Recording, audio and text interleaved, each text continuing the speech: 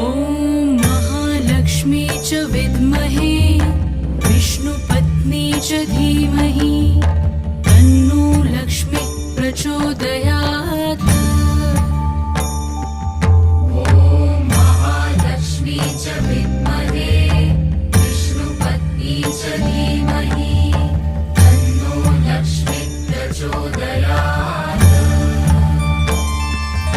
ॐ महालक्ष्मी च विद्महे विष्णुपत्नी च धीमहि तन्नो लक्ष्मी प्रचोदयात्।